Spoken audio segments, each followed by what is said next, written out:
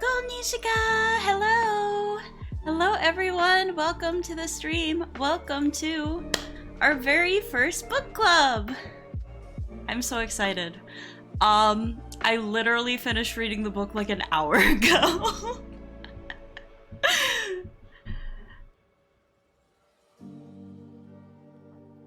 Hi, Mom. I'm gonna be honest, I'm pretty sure the only people who actually were able to acquire and finish the book were me and my mom. But you know what? That's okay, because I will give a full plot summary as soon as more people show up. I just want to give some people time to trickle on in here. Looks like we're starting to. I got rid of like my view count in OBS, and I regret doing that. I've regretted that every single stream since, because I can't tell when it's time for me to actually start the stream. But hello, how is everyone doing? I hope you've had a good, less than 24 hours since I last saw you. I've been streaming a lot this week. I was very tired today. Even though I cut last night's stream a little shorter than I could have. Part of me was like, man, I might as well have just bit the bullet and stayed up till 3 a.m. playing, because I would have been just as tired as I was, but, you know. I tried my best. But yeah, we are doing book club today. I just realized I forgot my notebook with my notes on the questions I wanted to ask you guys and all the discussion points. I will be right back. I'm sorry I've never done this before.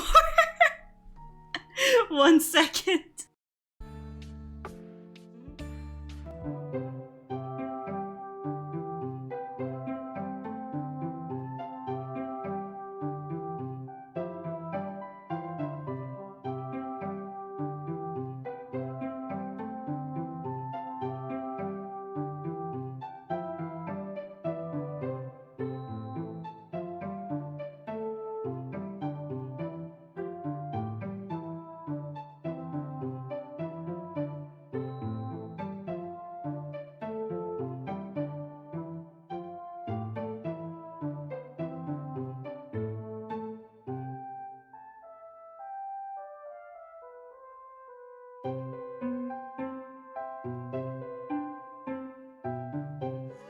Okay, I'm back. Sorry, that took longer than expected because, Chai got in and I had to lure her back out. Okay, I have my notes now. So I guess I should go ahead and start explaining the book. Might as well. The book we read for this first book club, in the spirit of Halloween, hence the Halloween music in the background. Thank you, Halloween Lo-Fi Radio, Spooky Beats to get chills too. Is Ghost Cat by Beverly Butler. This book came out in... See, I thought it came out in 1984, because that's what my copy said, and that's what I always found online. But my mom actually managed to get an earlier copy with a completely different cover that I had never seen before. Well, I probably did see it before, because it's probably the same exact copy that I read as a child. But a cover that I did not see online. That was a couple years earlier, so that was very interesting. This is a juvenile ghost story horror novel kind of deal. And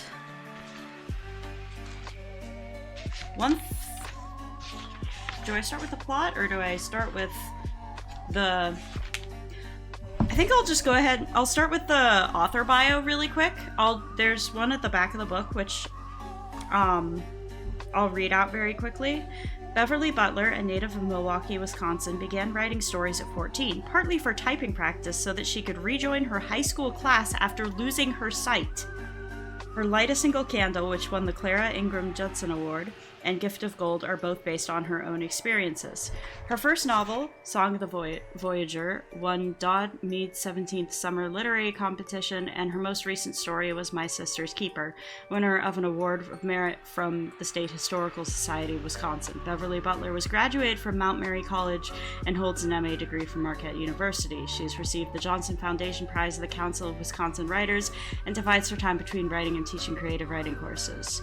She's married to Theodore V. Olson, also a writer. They live in Rhinelander, Wisconsin. Okay, the main thing I want to point out from that is I did not realize she was blind until I read this passage like an hour ago.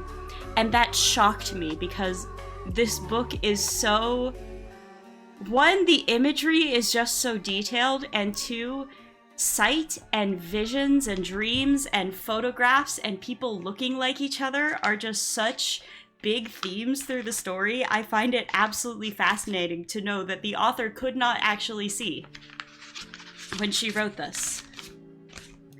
But yeah, as far as I can tell, she wrote a couple different juvenile ghost stories like this. Let me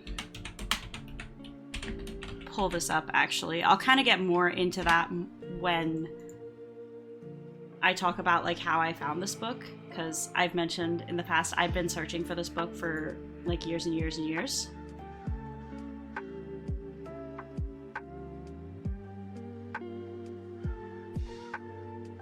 Or did she?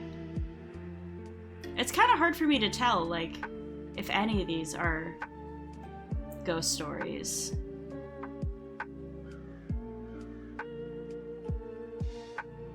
I'll have to do more looking into this. It looks like most of her books are pretty dark, though. But yeah, this was a book that I read as a child that absolutely terrified me. Specifically, there was one scene at the very end, which we will get to. I will read the whole thing aloud. That has been etched into my brain ever since. But without further ado, I want to cover the plot. Since, like I said, I don't think many people got to actually finish the book because, unfortunately, the link that I provided to access it was on the Internet Archive, which was then DDoSed and imploded. So our main character is Annabelle Peterson, and I think she's 14 years old. Yeah, she's 14 years old. And we learn that her father is dead. Her pet cat recently died. Her mother has a new boyfriend who she doesn't like. And she has been sent to live for the summer with some relatives who she does not know. And those include her late father's aunt and uncle, so her great aunt and great uncle, who are Uncle Axel and Aunt Lil. Old Pa, who is Aunt Lil's father, and three cousins who are Donna, Michael, and Todd. And Todd is a huge bully. We know this right from the start. Acts of cruelty committed by Todd in this book. Quick trigger warning for animal death and animal cruelty. He kills a bunch of plants in the forest needlessly. He kills a bunch of baby mice needlessly. He throws a rock at a dog needlessly. That fucking guy, Todd. Yeah. Why is my chat on screen not updating? Hello? Let me refresh this. Hello? Let me put an emote in chat so it doesn't look like I'm just saying test. There's my laugh emote. There we go. I think it's working again. Yeah.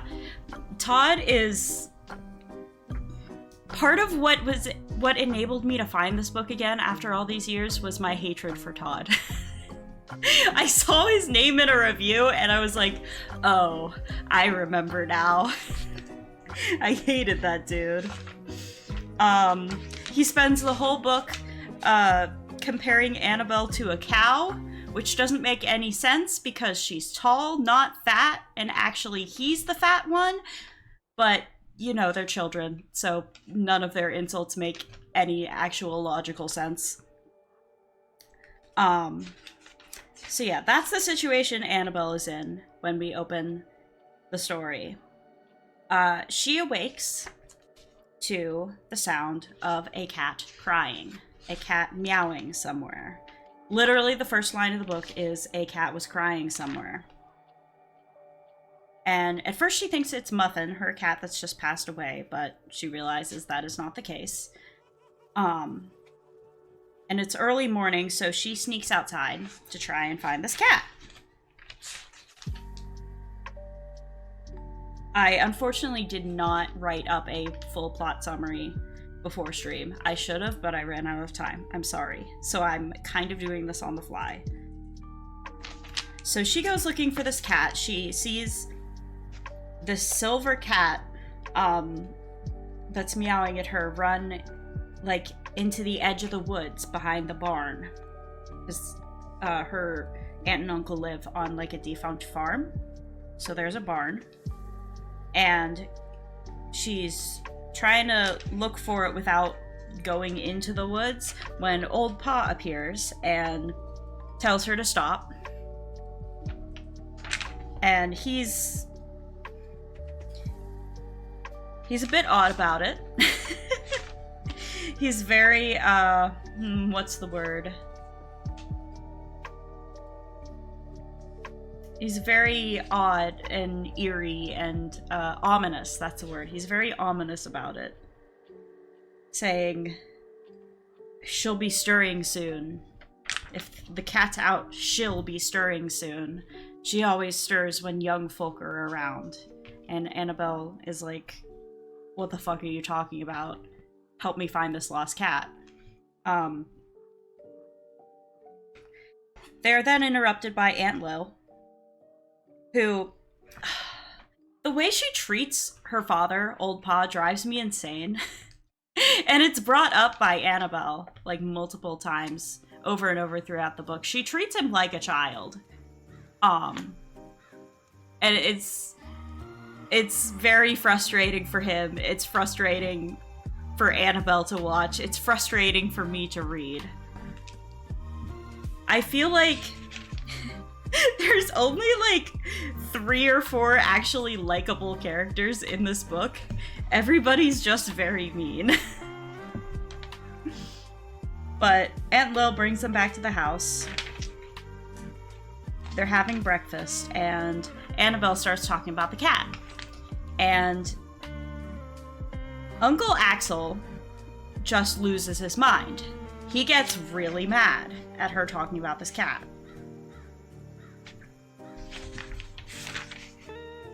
And everybody's like, why did he get so mad? So Aunt Lil tells them that there was a woman in town named Julia Craig, who disappeared a long time ago. Disappeared without a trace. And she had a cat that died shortly before she disappeared. And it looked very similar to the cat that Annabelle saw, and actually Annabelle had made up a name for this cat. Just randomly she decided to call it Macduff, and that was Julia Craig's cat's name. And so Uncle Axel thought she heard this somewhere and was bringing it up just to make him mad because he and his family had bad blood with Julia Craig. There were a lot of rumors that his family poisoned her cat or killed her. Specifically, who was it that they were accusing specifically? I think it was it Annabelle's grandpa? I think it was. Not sure. Anyway. No.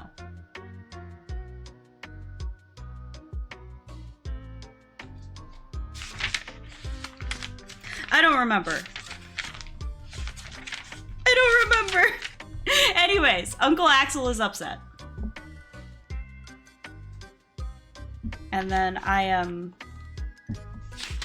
flipping through this. So Aunt Lil tells them all this, but it's clear that she is hiding some stuff. She's not telling the whole story. She also tells them, though, that Julia Craig's cottage is out in the woods nearby, and that it's rumored to be haunted. So, naturally, all the kids decide to go to check out this haunted house. So they go there, and it's very, very creepy. And Annabelle ends up going upstairs into the attic. Without the others, she finds a book up there. She reads a copy of Sleeping Beauty, which is quoted several times throughout the book in really cool ways. And then the others are yelling at her like, hey, we're leaving, let's go. But Todd is calling her names again, so she gets mad at him. Specifically, let me find the line. He calls her Clarabelle the cow. Hey, Clarabelle, Todd's jeer from below scraped her nerves like sandpaper. We're going, Clarabelle. Bye-bye, Clarabelle. She sprang up, slamming the book shut. Anger swept away her qualms about disrupting the quiet. The name is Annabelle! She emptied her lungs into the shout. Annabelle Lee Peterson! There was sudden stillness. Even the dust motes lazily afloat in the sunlight froze where they were. It was like the breath-holding instant before a thunderclap. But there was no thunder, only a soft, drawn-out sigh.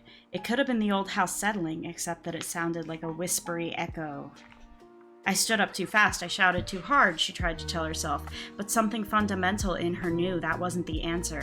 Knew it before she saw the suspended motes begin to revolve, spiraling more dust up into a miniature whirlwind that thickened and grew, and advanced. So basically, she says her name, and then creepy shit starts happening. So she runs out. The others are gone. She tries to get out of the woods, but she gets lost, and it's as if the woods are growing around her. This is where it continues to quote the passage from Sleeping Beauty. For within an hour's time, there grew up all around the park such a vast number of trees and small bushes and brambles, twining one within another. Neither man nor beast could pass through. Eventually, she is found by her family. Yeah, it was old Pa who finds her in the end. And so then the next morning, she calls her mom to try and be like, hey, bring me home. But her mom starts, she mentions her new boyfriend, and Annabelle gets pissed off, and so she doesn't ask to go home. She's like, fine, you don't need me. Because she's convinced that her mom has just kind of sent her off to be with her relatives so that her mom can spend time with her new boyfriend instead of her. And that he's putting the idea in her mom's head, like, you don't need to spend so much time with your daughter. And that's making her very angry. So she doesn't ask to go home. She decides to stay.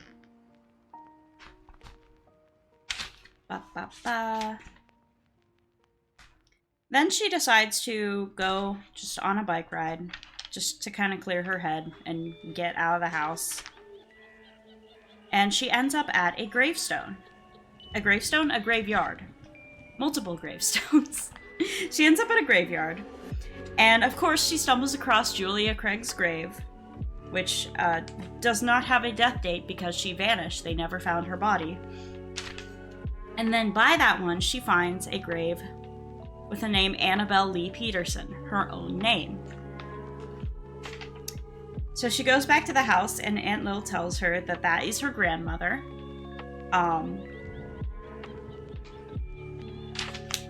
Obviously, it's not her. It's her grandmother, who she never knew. And her grandmother ran off and eloped when she was very young, and then died very young after giving birth to Annabelle's father.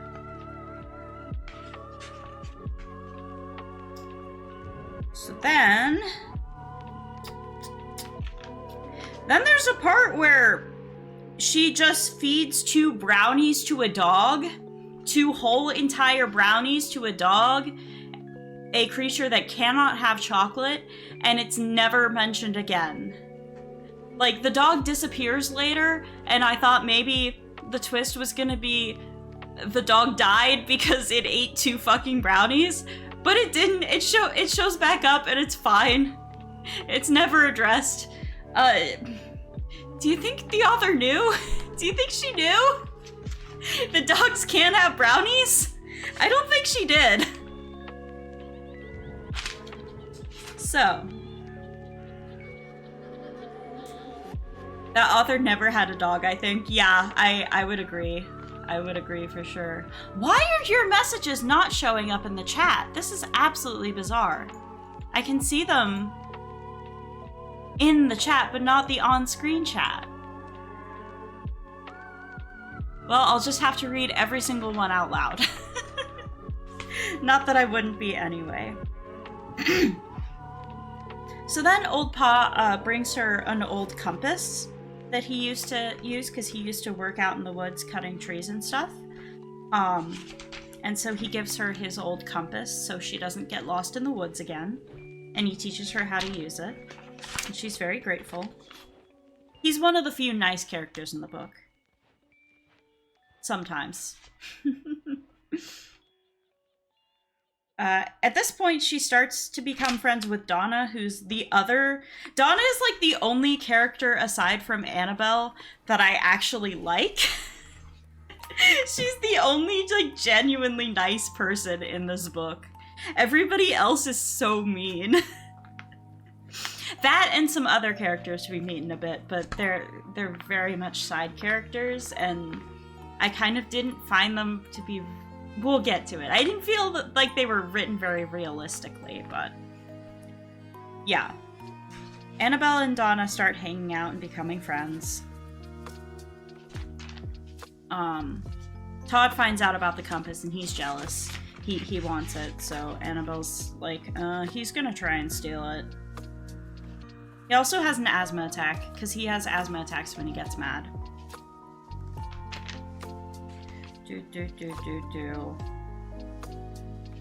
Uncle Axel then shows up.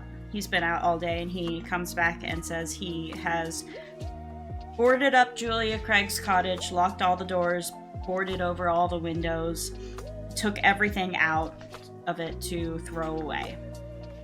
So the kids cannot go back there again. Then... Annabelle has a suspicion that Todd is, like, messing around with her stuff. Well, it's more than a suspicion. She literally does see him standing at the bottom of the stairs, meowing like a cat to try and trick her. But it's a suspicion that he's going through her stuff because he wants the compass.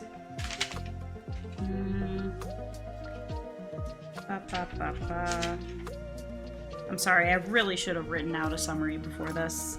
I would love to just have one to read, but this book is so obscure that nobody has posted the whole plot online, which was part of why it was so hard to find. Ooh, yeah. So then, one night, Annabelle wakes up.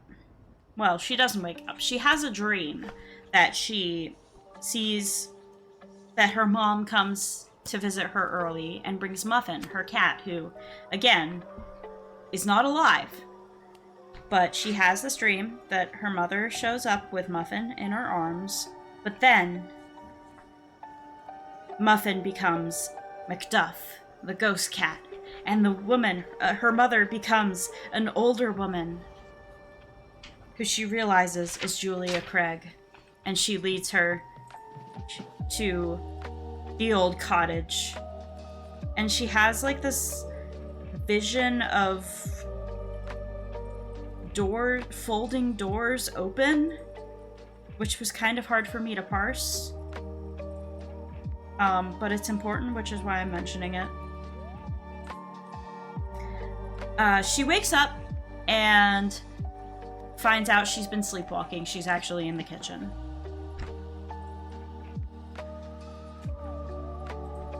Her cousins tell her that.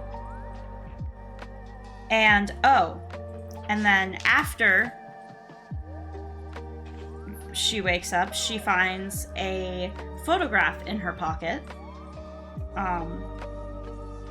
And she realizes that in the dream, Julia Craig was reaching out towards the pocket of her robe, presumably to put this photograph in it. And it is a photograph of Julia Craig, the woman she saw, and a younger girl who is the other Annabelle Peterson, her grandmother. And in her grandmother's arms is the cat, Macduff. And this is a picture that Michael took from the cabin when they went to visit, because he's into photography. But none of them really know how it showed up in her pocket. Todd says he didn't do it, but he could very well be lying. But yeah, Old Pa confirms that it's a picture of Julia Craig, and Annabelle's grandmother, who he also says was called Annie Craig. And remember, the voice that Annabelle heard in the attic was calling out Annie. This is where it all starts to make some amount of sense. It's funny, my mom asked me, she kept asking me, oh, is this the part that scared you? Is this the part? Is that the part? And I was like, no, it was at the very end. And she's like, is there even something paranormal in this book? I can't make up my mind. And I'm like, I'm just not gonna say anything. Because it's very unclear for most of the book whether there is something. I mean, at the end it's kind of left open to interpretation, but I feel like it's pretty clear what happened, but that's just me. We continue on. So she has this photo of her grandmother. And she finds out that her grandmother, Annie Craig, was raised... She was Julia Craig's niece, but Julia raised her as her daughter. So, then Uncle Axel sees them, comes across them, and because he heard all the noise, and he takes the photo and he rips it up, which makes Annabelle very mad because that is literally the only photo she has ever had of her grandmother. But he just has that much of a vendetta against her family. Also, Annabelle slaps Todd, and it's glorious. She does not apologize. She shouldn't have to.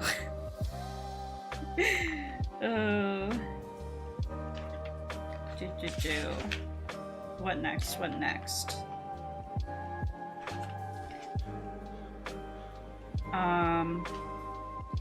I loved it. She chose violence. She chose violence and she deserved violence.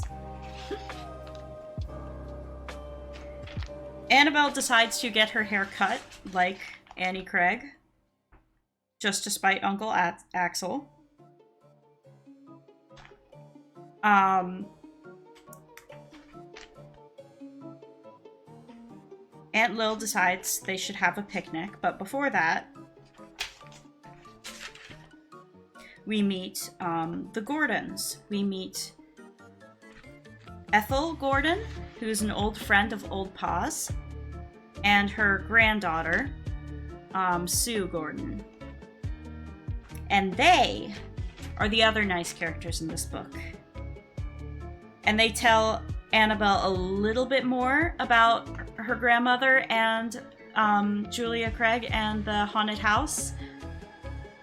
But she doesn't really learn that much, and I felt like they were just a little too superstitious and believing in ghosts for just in comparison to how much everybody else has been like, oh, it's not ghosts, you're just seeing things, you're just making shit up to make us angry. In comparison, these two were a little too accepting, but you know, whatever.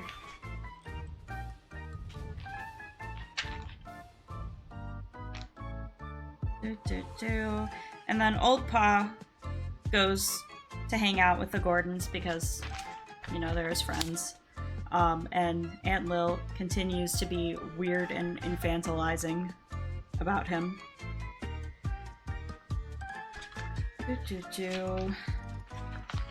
Oh, Michael also gives Annabelle a picture he took when they visited the cottage, and it's a picture of her with the ghost cat in it. He said it was just a streak of light because the film was bad, but she looks at it and she's like, that's a cat. That's a ghost cat. They go looking for the dog because he has vanished. They don't find him. Then they go have a picnic at the lake on the beach. And while Uncle Axel is cooking the food for the picnic, Todd challenges Annabelle to try and row the boat out across the lake and back before food is ready. While they're out there, a storm starts to come in. And Donna's like, hey, we should really go back. This isn't a good idea. We should go home. Annabelle starts to turn around, but she accidentally splashes Todd, and he gets really mad at her.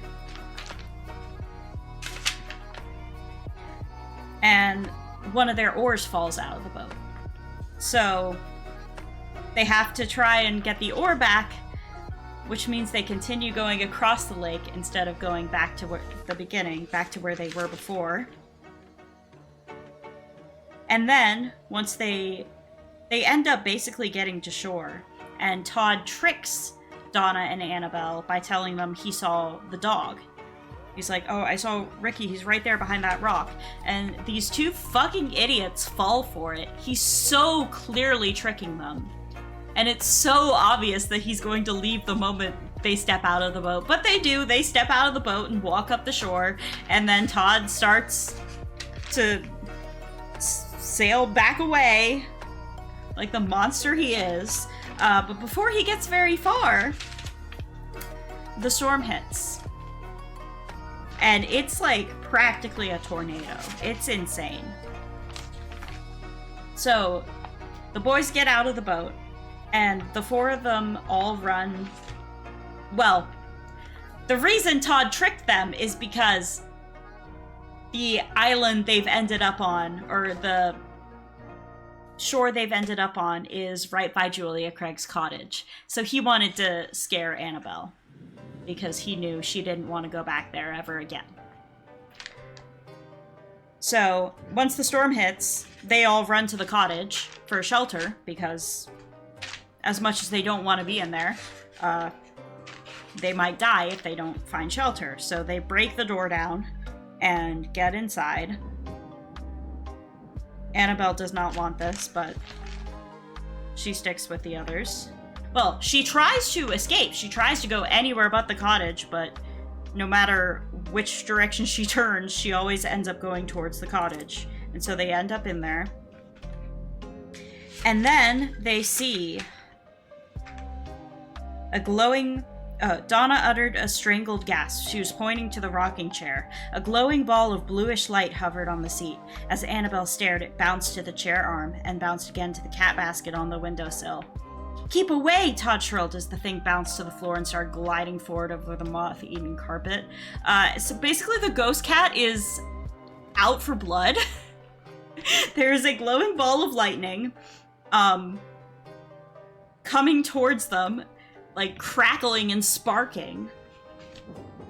Donna and Michael run one way out of the house. Todd and Annabelle, well, Todd kind of runs up to the attic and brings Annabelle with him. He just kind of gets in her way so she can't escape.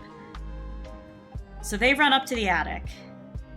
And here is where I will take a brief break from summarizing to just read several paragraphs verbatim, because this is the part that haunted me for years and years and years. This is what I remembered. This is the only thing I remembered of this book.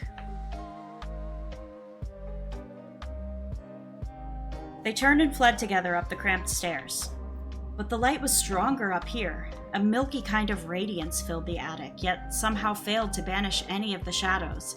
The brightest spot was the old mirror against the chimney. Annabelle chilled at sight of her reflection there. It had to be hers. Those were her faded denim shorts and her orange top on the mirrored figure. But her new hairstyle, wind and rain had beaten it to where she was no longer an Annie Craig look-alike. Looking from the oval of the tarnished gilt frame was a living portrait of Annie Craig. The milky light surrounding the reflection began to swirl like the flecks in a snowstorm paperweight. A shifting blur at first, a thickening mist, a discernible form. Then Julia Craig stood beside her in the mirror, smiling as she had in the photograph Uncle Axel had destroyed. Her arm lay across Annabelle's shoulders in that same possessive pose, but without quite touching her, yet. Annabelle stared, spellbound. The noise of the storm on the roof was deafening. Through it, though, the whisper swelled, vibrant, inviting. Annie. What if she accepted that invitation? One step, two. Another sound tugged at her mind. Choking, someone gasping for air. She couldn't tear her eyes from the mirror, but now she was looking harder into its depths. Where was Todd? He should be reflected here, too. He hadn't been more than half a pace behind her. Julia Craig's image wavered briefly, and Todd appeared, but insubstantial and gray like a double exposure. He was contorted, dimly but desperately, in a battle for breath. Julia Craig's form steadied, sharpened, and blotting him out. No! Annabelle was startled by the ring of her own voice. Not that she owed Todd anything, but he was a human being, at least. Annie! An element of command slid into the whisper. Annabelle's breathing was nearly as ragged as Todd's, but her capacity for cowering had been stretched to its limits. No! She dropped to a crouch that ducked her reflection from under Julia Craig's tightening embrace. Not Annie. Annabelle. Annie's dead. A shimmer like a ripple on water passed over the mirror. Annabelle braced, for she didn't know what. Her fingers brushed and closed on something, a book on the floor. Perhaps the very one she had pulled from the bookshelves her first time here. Annie's dead, she repeated, as the clear-cut image of Julia Craig began to shred along the edges into milling flecks of light again. You'll never get her back. There isn't any Annie anymore. As she spoke, the light beyond the mirror swirled in toward it, breaking into particles and swarming like infuriated bees over Annabelle's reflection. She heard a moan mounting to a shriek.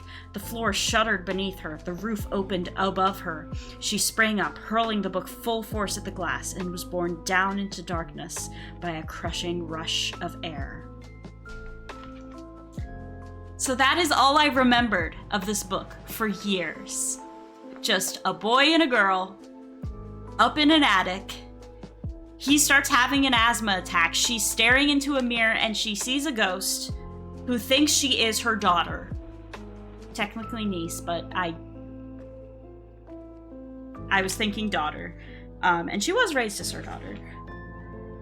She sees a ghost that thinks she is her daughter and she tells the ghost, no, it's not, I'm not her.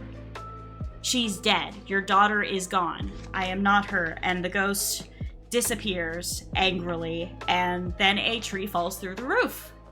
That is all I remembered. And as it turns out, there's a lot of books with those elements in this genre. I went through several books, several authors, many books, many authors actually, trying to find this book, because those elements were in so many of them. There were just so many authors around this time period basically writing the exact same ghost story. Like, young girl is staying with family she doesn't know very well. There's a ghost.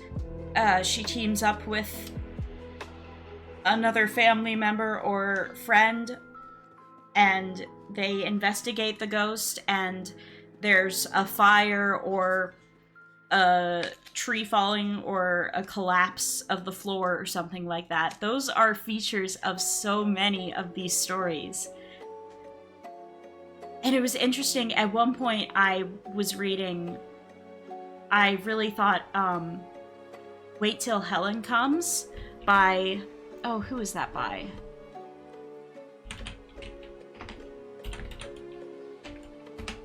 Wait Till Helen Comes by Mary Downing Hahn. I thought this was gonna be it. I checked it out, and I even started to convince myself that this was this book, because there were so many things that lined up. It wasn't the same, but there were so many things that lined up. The floor collapsed. There were two characters. The main character was like a teenage girl. There was a fire. But I just knew it wasn't it. But the moment I found this book and I went to the end and I read this passage, I was like, oh yeah, this is it, 100%. So that's that. That's what happens there. She wakes up and realizes that a tree has fallen down onto the roof of the building. And she and Todd are trapped there. Todd is still having an asthma attack, and his leg is pinned under a tree. Eventually, Uncle Axel finds them and calls for help. But not before Annabelle finds... She notices a wardrobe and like some cabinets that have fallen over. And she realizes that is the folding doors that she saw in her dream. Which was very hard for me to visualize, but you know what? All the other imagery in this book is so good, I will just gloss over that one. And in that cabinet, she finds a bunch of Annie Craig's stuff, including a letter written by Walter Peterson, Annabelle's grandfather, about Annie's death to Julia Craig.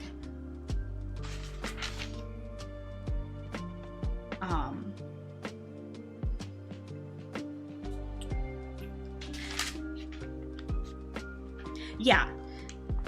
Walter Peterson was Annabelle's grandfather, and there was bad blood between the Petersons and the Craigs because Annie ran away with Walter, and I guess Julia did not approve. And so she really did not like him as much as he tried to get her to like him. So then Uncle Axel... Oh, also she finds a skeleton, Julia Craig's skeleton, because when she received this letter saying her daughter was dead, she went upstairs into the attic to go and file it with all of the other letters and things belonging to Annie, and then she just died while she was up there. She died of a heart attack or grief or a stroke. Just standing up there, and her bones were trapped there. Her body was trapped there for years and years, and that's why they never found her, because nobody ever thought to look behind the suspiciously facing the wall bookshelf and armoire and dresser. in the attic? I don't know. But Uncle Axel finds them, calls for help. They get Todd free. They get him and Annabelle out of the house. Old Pa randomly fucking gets crushed by a tree. I didn't really understand why he had to die. I guess it was Julia Craig's last ditch effort at claiming revenge on the Peterson family. But that just kind of felt unnecessarily sad to me.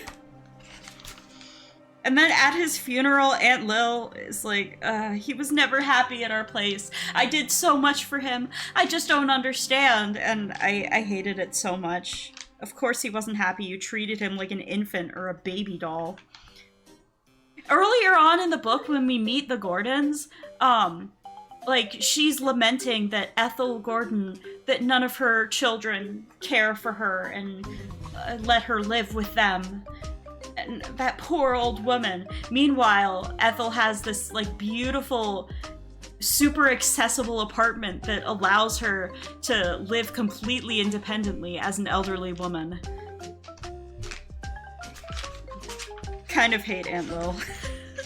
I don't hate her, but I hate that side of her. So anyways, the bones of Julia Craig are finally buried under her headstone.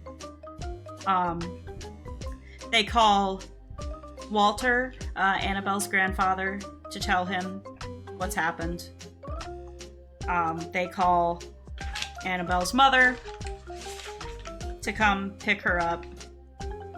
And then Annabelle realizes there's one thing that's been left behind. They take all the stuff out of the cottage, but she realizes there's one thing that's left behind. So early in the morning, one day, she goes back to the cottage one last time. And she finds the bones of Macduff, the ghost cat, and she buries them. And here's some of the imagery in the prose that I think is just absolutely beautiful. The old tree stood broad and green as though there had never been any storm to speak of. This was where the little girl Annie and her cat had played together. This was where, in the picture Michael took, the blurred shape of a cat crouched, waiting. This was where Annabelle dug a grave with the trowel and pressed the earth down over the neatly folded bag and what it held. God. That's such good use of repetition, dude. I love that so much. So then she goes back to the house, and her mom is there with her boyfriend, which Annabelle is very angry about. And she's even more angry when they tell her that, oh, he brought you a present, a kitten that looks just like Muffin. You're gonna love it so much. And she's like, oh, you're trying to trick me into liking this guy. I know you're just trying to trick me into liking this guy. But she can't resist it. She can't resist the cute little kitten. And so the book ends with the sentence, She had to wrestle only a little to make herself go down off the porch. Then she broke into a run and crossed the lawn in long free strides, reaching out to her mother and to Donald, and to the ball of gold and white fluff that began to purr as soon as she bent her cheek to it. So I guess when I first found this book again, I was like, what do you mean it's called Ghost Cat? It had nothing to do with cats. The cat is so irrelevant to the plot. I guess it has more to do with cats than I thought. Really, the cat was more just like a device to move the plot along, and also kind of to develop her character, since she had just recently lost her own cat. But it was a little more relevant than I thought it was. But yeah, that's the plot. I can't believe it took me 45 minutes to explain all that. Christ. What did we all think? Did we like it? Did we hate it? Are we neutral? Thoughts on the story? I honestly loved it. I think this book totally holds up. after all these years. I thought it was very engaging. Even though I knew, like, I knew how it ended exactly, there was still a lot of, like, plot twists and stuff throughout that got me and that I found very enjoyable. But I'm interested. Did you guys see the ending coming? I was feeling guilty that I traumatized you, so I'm glad you liked it. I wouldn't call it traumatizing me. See, I say it haunted me, but I mean that almost in a good way, because it was just this very vivid image in my head that I was like, I need to find this book again. I want to read this book again. Partially because it scared me, and I want to figure out why the hell I was reading it. Yeah, but also because it was good. And I guess the reason I was reading it is because it's called Ghost Cat, and it looks so innocent on the cover. And then it turns out to be really scary and dark. But yeah, did you see the ending coming? I know my mom didn't, because she was asking, like, is there even anything paranormal in this book? And I was like, huh.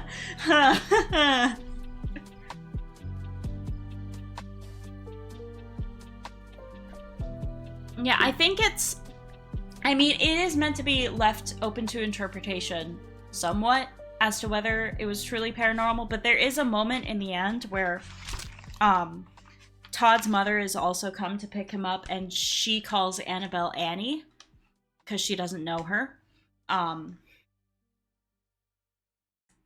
And Todd very adamantly quotes Annabelle and says, "Not Annie, Annabelle."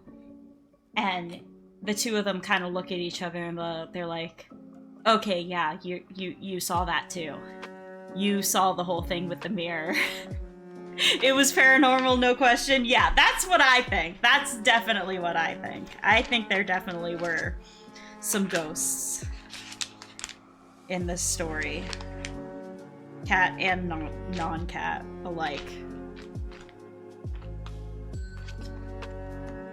But yeah, I did think it was very interesting how it's called Ghost Cat, but it's not about the ghost cat.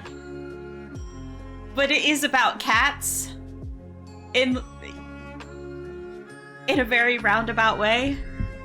I thought that was a very interesting way to explore her character and her trauma, and yeah, move the plot along. A lot of these questions I already brought up while I was summarizing the plot. Like, why was everyone so mean except Donna and the Gordons? I mean, Michael wasn't that bad, but he did, like, laugh along with some of Todd's jokes. It was more like mean old lady ghost. Yeah. Yeah.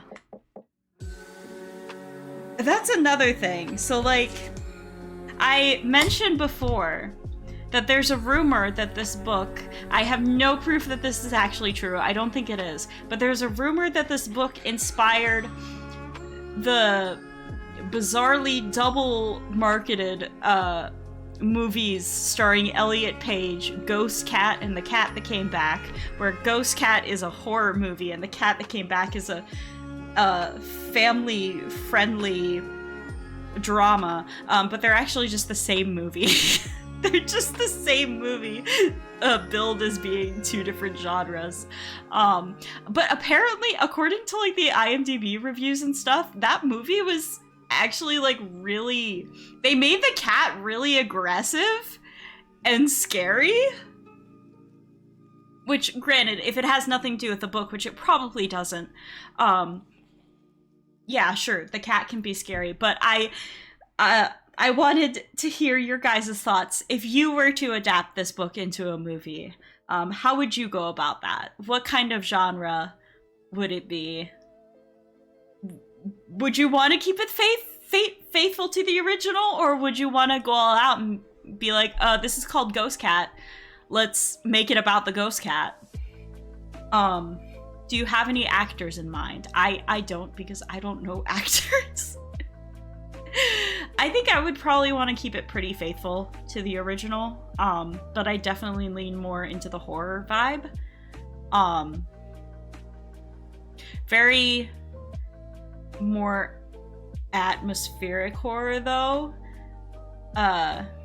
Definitely not like evil demon cat flying around and scratching people. It should be creepy vibes. Yeah, you get me. You get my vision.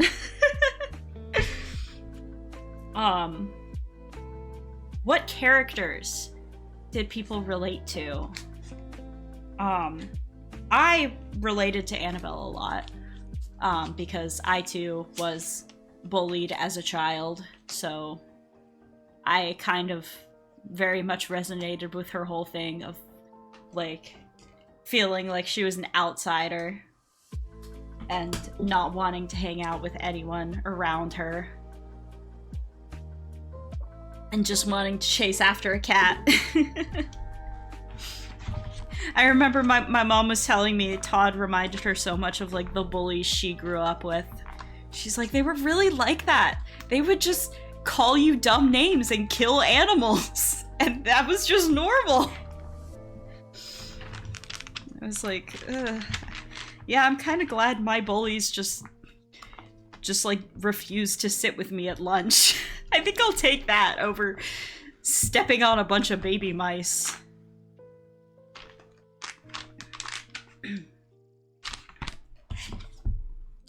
But yeah, I really liked Annabelle a lot, and I related a lot to her. Like I said, I like Donna a lot.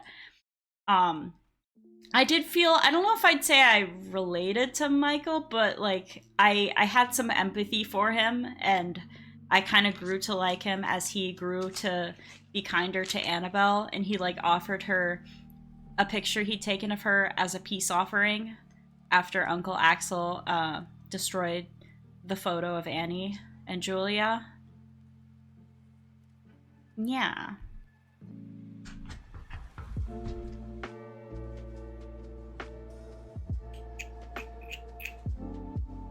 Trying to look through the rest of my notes.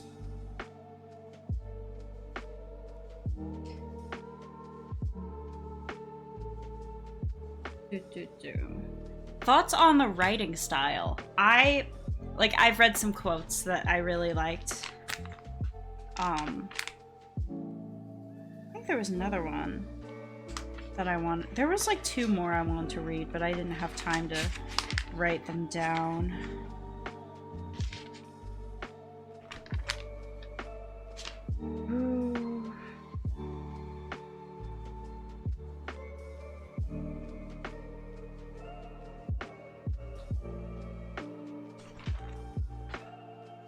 There was one early on that I really liked, but I don't think I'll be able to find it. But yeah, I loved the repetition of the Sleeping Beauty quote.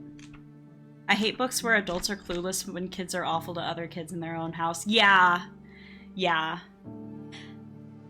And like, the worst part is I don't even know that they were necessarily clueless. I feel like they kind of knew that the kids were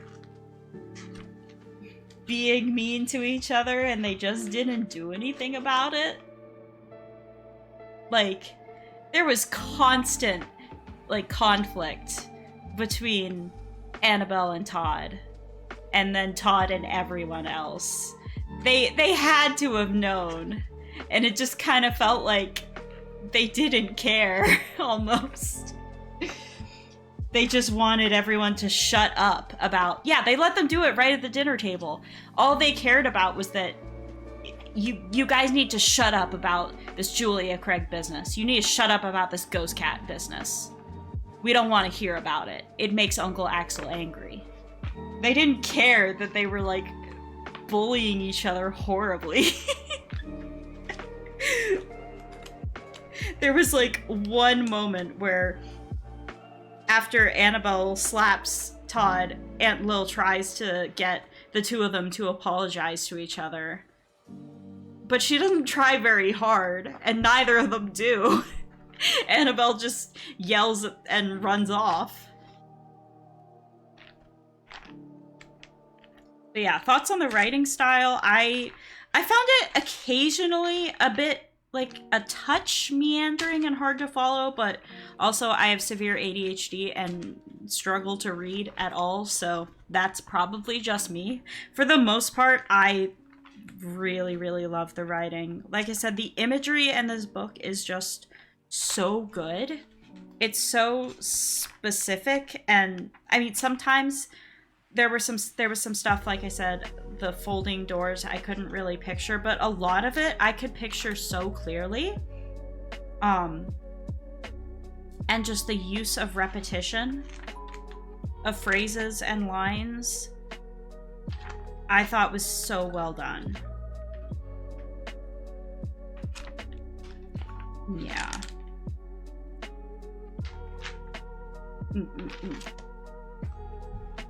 I still can't believe she fed a dog 2 brownies, though, and it was never addressed again. I can't get over that. Oh. I guess I was gonna talk more about, like, how I found the book exactly. I've searched on and off for years for this book, just basically by typing that whole scene that I read out into Google and trying to see what would come up. Mostly it was Reddit threads from, like, what's that book and stuff. And I'd read through them, but none of them were right. A lot of them, people would be looking for Wait Till Helen Comes or some other book like that. There were so many books that I was like, oh, this sounds so close. And then I'd look it up and I'd read a little bit and I'd be like, it's not it. It's not it.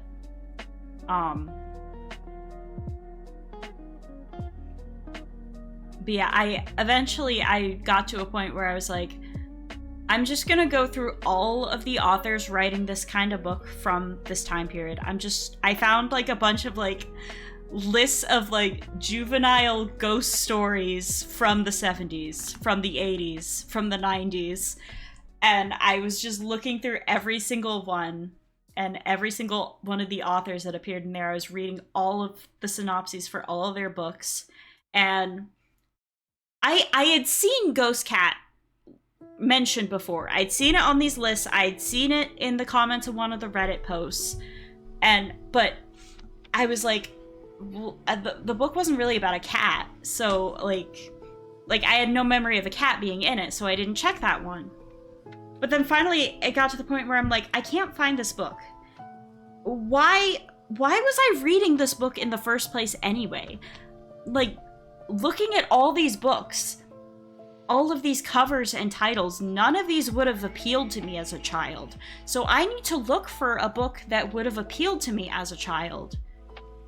Because this is not a genre I normally necessarily would have read, so I need to find one that looks like it's a different genre than it actually is. And then I looked at Ghost Cat again, and I'm like, okay, fuck it, I'll bite. And I open up the Goodreads page or whatever, and I'm like, I mean, I guess this could be it, but the synopsis is very vague. I could have picked it out for you, though. That is true. That is true. But still, you were more likely to have picked it out for me if it had a cat on the cover. Let's be honest here. So I was like, whatever, I'll look at this one. And I was like, it could be, it could not be. And then I read a review that mentioned one of the boy cousins' names being Todd. And I was like, oh. Oh, this is the fucking book, isn't it? Just that one name. Because I remembered that scene, and I had a faint recollection of the cousin the boy character who was a bully, who had an asthma attack, having some kind of, like, annoying jock kind of name, like Todd. So I saw Todd, and I was like, oh god, is this the one? And I looked it up on the Internet Archive, and I checked it out, and it was the one. I can't believe that my hatred of Todd was what finally led me to find the book after all these years. So yeah.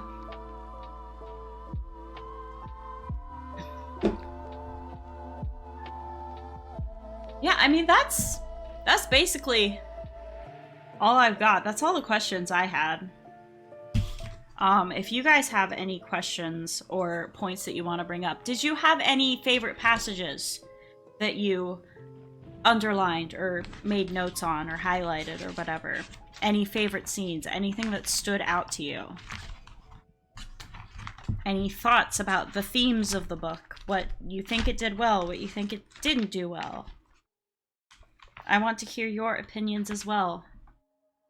This is a group event, even though only 2 of us managed to actually read the book. Oh, next time I'm just gonna fucking pick something that's available on Hoopla. Because that's reliable, and you don't have to wait for your hold to be available. It's just unlimited copies. I thought all the meals sounded yummy. That's a good point to make.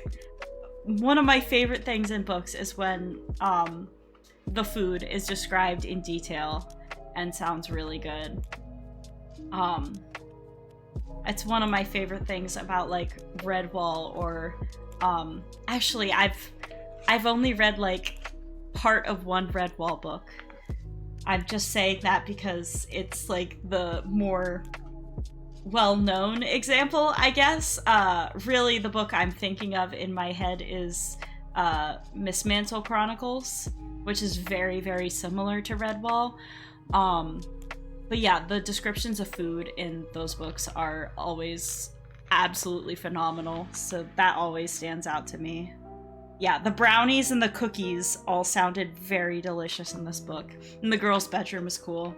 I love an attic bedroom. Yeah. Because Annabelle and Donna are sharing, like, an attic bed. I think it's an attic bedroom. Or is it just upstairs? Maybe it's just upstairs. I pictured it as an attic bedroom because I had an attic bedroom as a kid. Yep, it's an attic bedroom. It says so on the front page, first page of the book.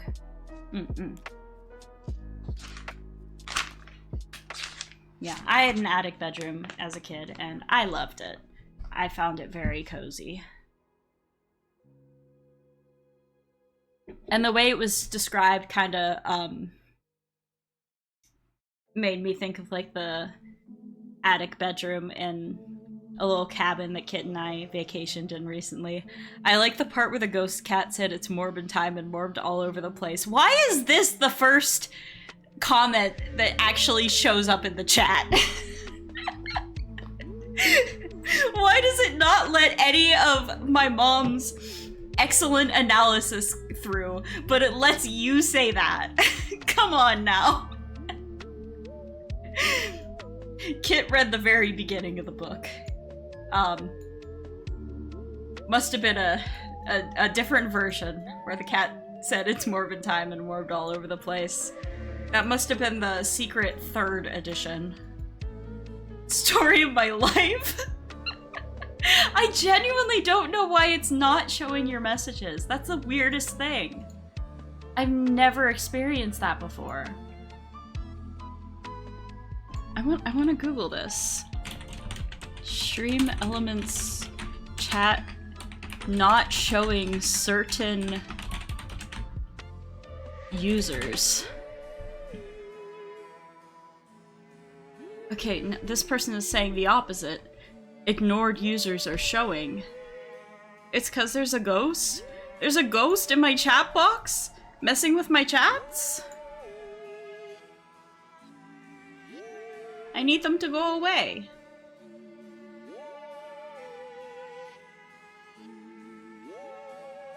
Ba.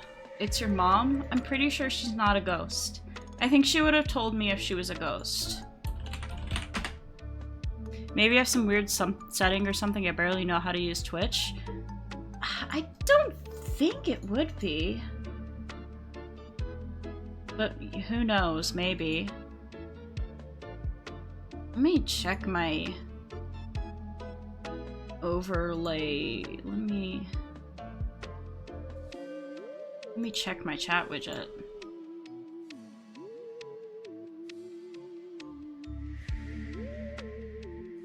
I mean, I don't have anything set to be ignored. Accidental mod only mode? I don't think so. No, because I mean, she's still able to chat like normally.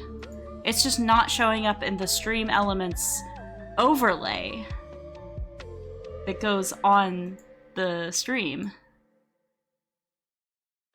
I don't know. I'll have to look into that probably tomorrow or later tonight. But yeah. So that's Ghost Cat and all my many thoughts on it. I had a lot of fun reading this.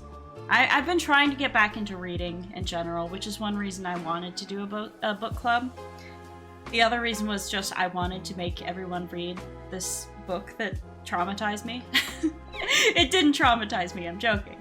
But this book that has haunted me for all these years, that has such a funny title and cover. What book is next? I have a couple ideas. I haven't decided yet. I don't know if we're going to do one for November, but I would like to do like a Christmas book, definitely. I have a couple ideas, but I'm not committed to anything. Also, I might change my mind and do something for November anyway.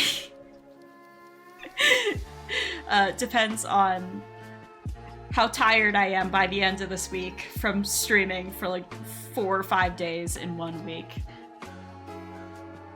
I do know for February, for Valentine's Day, we are going to be reading the Disabled Tyrant's Beloved Pet Fish, because I think that would be extremely funny. And I can then do like a clickbait YouTube title that's like, oh, I forced my viewers to read Mpreg with me, or something stupid like that. But Kit says it's actually like a really fun and cute story, so it's not weird, don't worry. But yeah, I don't know what to do next.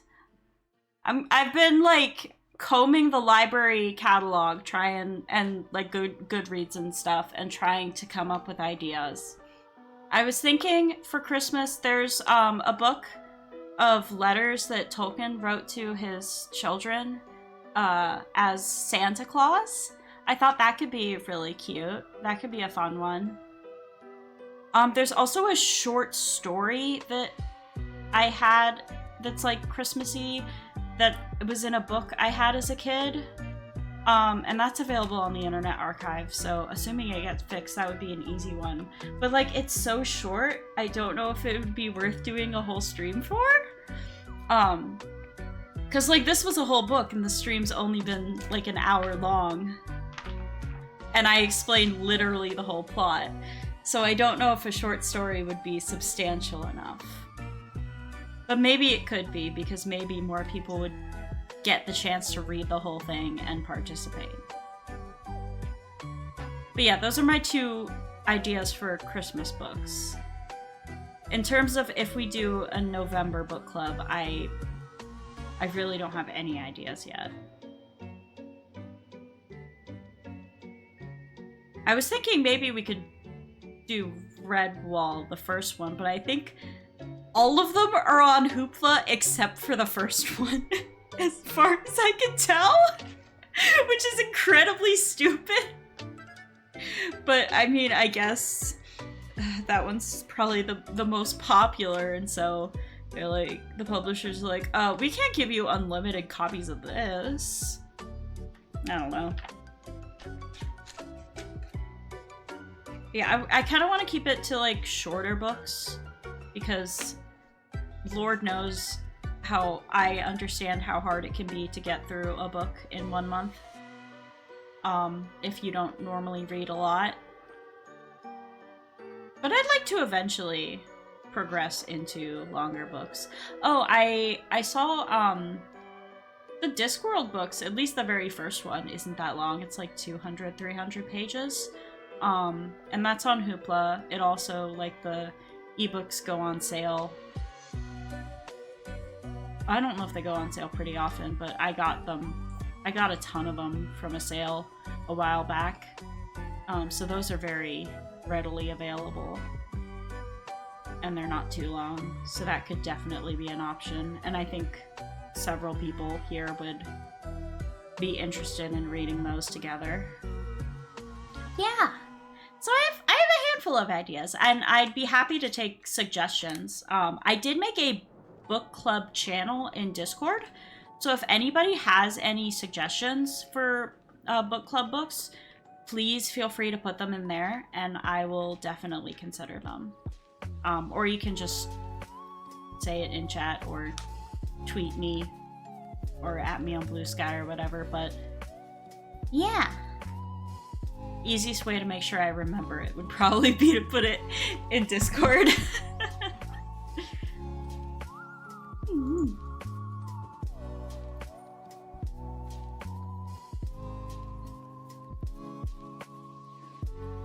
Well, I think that's about it from me. Once again, I'm so sorry that the Internet Archive went down and people didn't actually get to read the book, because I was just kind of like, oh, you don't have to buy it or get it from your library, you can just read it online, and then you couldn't. Even when it came back up, I realized you could see the books, but login functionality has not been restored, so you can't check anything out and read it. So it's like, oh. And yes, I found this out because I tried to sneakily log in and read it at work the other night. Hi, Macro! Yeah, unfortunately, we're just ending now. I'm sorry. But I hope you enjoy watching the VOD. It's a wild ride, this book. That was fun. I'm glad! Yeah, I had a lot of fun too. It's really nice to get back into reading again. Oh, Mom, you'll be excited to hear I've started The Secret History. I started it the other night. I mean, I didn't get very far, but I started it. And I really like it so far. Yeah, so I'm excited to talk to you about that next time I visit. She gives a nice summary. Thank you. I thought it was kind of meandering, but I'm glad you thought it was nice. One of my faves of all time. I'm so excited. I'm just in the mood for, like, dark academia right now. I'm so in the mood for that. And, like, occult stuff. At work today, I had a patron ask me for an occult book, like Esoterica, for the first time. Somebody came up and asked me if I could find The Greater Key of Solomon, and I was like, hey, good taste. I don't normally get people asking me for Esoterica at this job. It really felt like I was in Book of Hours for real, in real life. Has such a 90s vibe. I mean, I can't comment on that because I was only alive for 2 years of the 90s, but I'll trust you. Oh. Alright, let me see if there's anyone I can send y'all over to for a raid.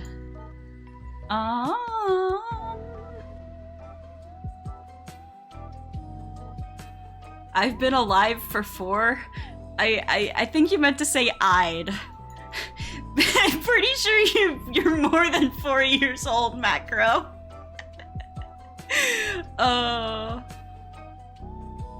Oh man, oh man. There's somebody in my followed channels list who's playing Slay the Princess. So you guys know what that means. We're raiding Many Sharp Teeth because they're playing Slay the Princess, which I will probably stream more of tomorrow. It'll probably be at 9 p.m. because trick-or-treating ends at 8 p.m. for us. So I need some more... I need a little bit of time to set up and prepare, but I will be finishing a run this time. I promise, for real. Let me set up this raid really quick.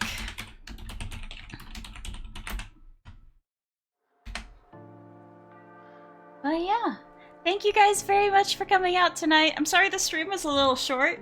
I think in future months though, like as I get better at picking accessible books and getting better at summarizing them and coming up with questions, I think we'll have longer book club streams. But this was really, really fun. So thank you for participating or just tuning into the stream. I really, really enjoyed it. I hope you have a wonderful rest of your day or night, whatever it is in your part of the world. I will see you most likely tomorrow at 9 p.m. If I don't, just in case, happy Halloween. Bye-bye! Oyasubari!